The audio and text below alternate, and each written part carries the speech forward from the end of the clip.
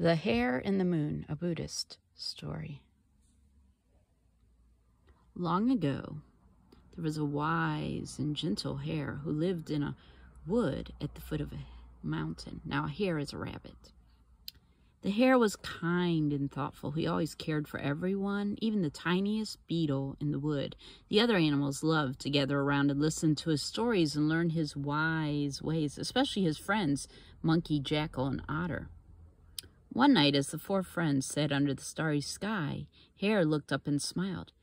"We have learned how to live happily together," he said. "But think how much more wonderful it would be if we could bring happiness to others." "Well, how can we do that?" asked Monkey. Hare thought for a moment. "We should care for whoever comes to our wood by giving them what they need," he suggested. "Well, that's a good idea," said Jackal, and the others agreed. The next day, a poor man, dressed in rags, came to the wood. He was so thin that he was little more than skin and bone, and over his shoulder he carried a sack. The man came to the riverbank where Otter lived and asked for food. Otter swam off and returned with a fish, which he gave to the man who put it in his sack. Farther down the track, the man met Jackal, who once more asked for food. Jackal tramped off to a village nearby and returned with a pot of milk curd. He gave it to the man who put it into his sack. Then Monkey scampered along, and as before, the man asked for food, so Monkey climbed up a tree and picked a bunch of sweet mangoes, and into the sack they went. Now Hare saw the hungry-looking man and thought, "Here is a chance to care for somebody's needs. I shall find food for him to eat." Hare bounded off in search of something delicious, but all he could collect was grass.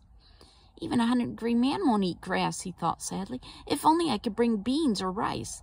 And then as he thought about the things a man would eat, he suddenly realized that there was something he could offer.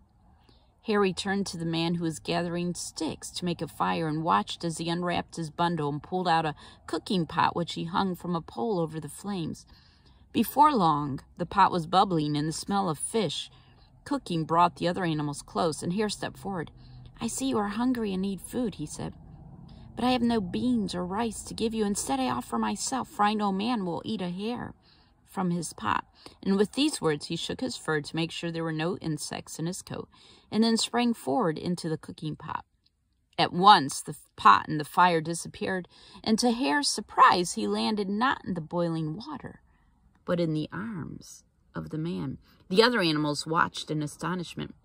"Gentle Hare," said the man, setting him down on the grass, "I'm not a hungry stranger.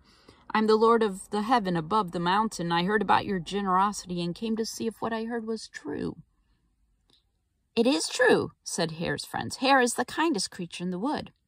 And then the rags fell away, and the Lord of the heaven above the mountain began to grow, and he grew and grew before their eyes until he was big enough to put his arms around the mountain and squeeze it, so the water and the rocks flowed out. And then he dipped his finger into the rock. Water reached up into the sky and drew the picture of the hare onto the face of the moon. "Now the world will remember the hare who wanted to bring happiness to others," said the Lord of the heaven above the mountain. "And if you look up at the moon on a dark night, you may see the hare for yourself."